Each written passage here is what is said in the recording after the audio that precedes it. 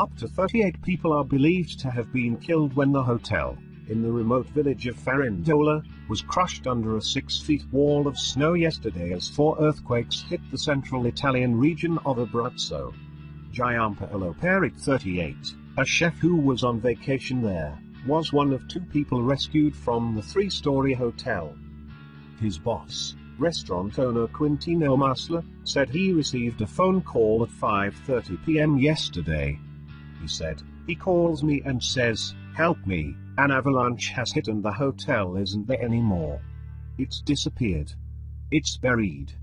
2 of us are here but call rescue crews.' Masla said he immediately called police and the prefecture's emergency coordination center, but the prefect's office assured him that the hotel had phoned 2 or 3 hours earlier reporting everything was okay.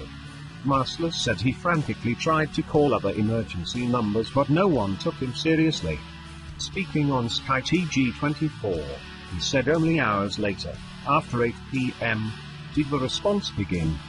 He said his chef kept saying help, help, help, help. He told an Italian newspaper, La Repubblica, the group had all checked out of the Hotel Rigopiano and had gathered in the lobby.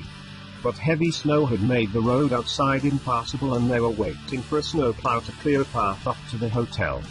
As they waited in the foyer, the avalanche cascaded down the mountainside, smashing into the hotel and burying them under a huge pile of snow. Masla told La Repubblica, Giampaolo and all the other guests had paid and had reached the lobby, ready to go as soon as the snowplow arrived. They had already prepared suitcases. All the customers wanted to leave. Mountain emergency crews using cross-country skis trekked 6 miles through the night to reach the hotel, battling through 15 feet of snow which has fallen in a matter of days.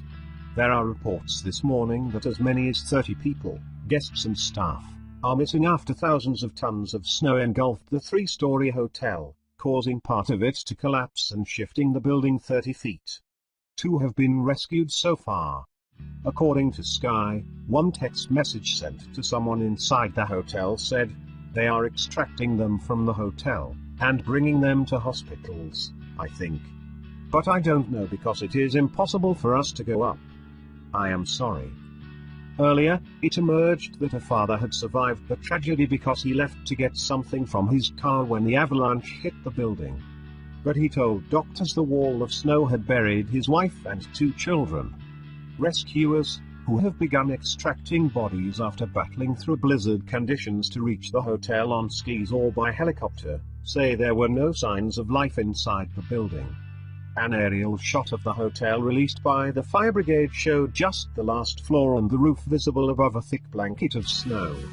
Initial television pictures showed that mounds of snow and debris had smashed through a hotel wall into the lobby. Haunting footage also shows how piles of snow and rubble had cascaded down stairways. The audio was silent. The largest wall of snow shown was in the pool area, where plastic lounge chairs were flipped on their sides and Christmas decorations still dangled from the ceiling. The bar area appeared flooded, with nearby cracked skylights covered with snow outside. A separate aerial video shows how a column of rescue vehicles attempting to reach the remote community had become completely stuck in huge snow drifts. Italian Prime Minister Paolo Gentiloni today urged authorities to redouble efforts to reach people isolated by the earthquakes and unusually heavy snow, as he sought to deflect criticism of the rescue efforts.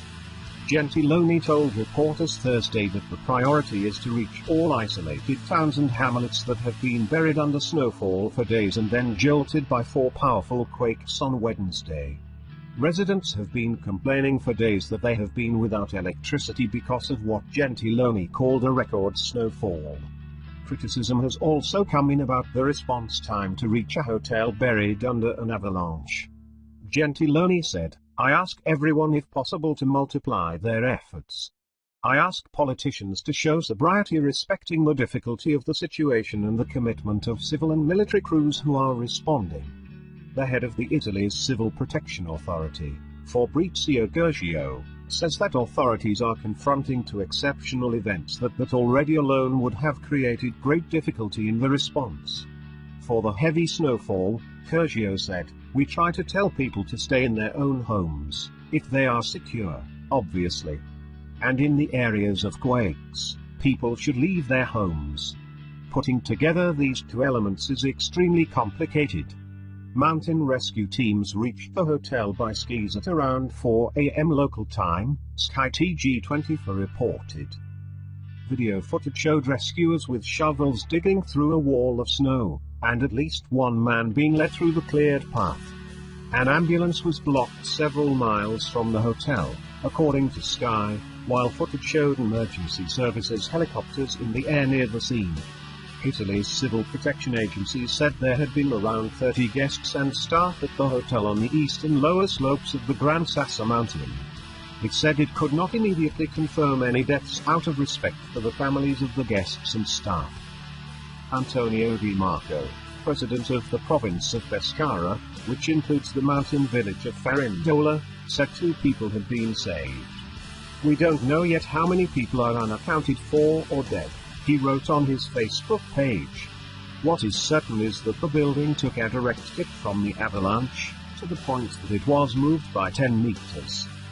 Farindola Mayor Lascetta said on his Facebook page that the dimensions of the avalanche were huge. "It took the whole hotel with it," he said.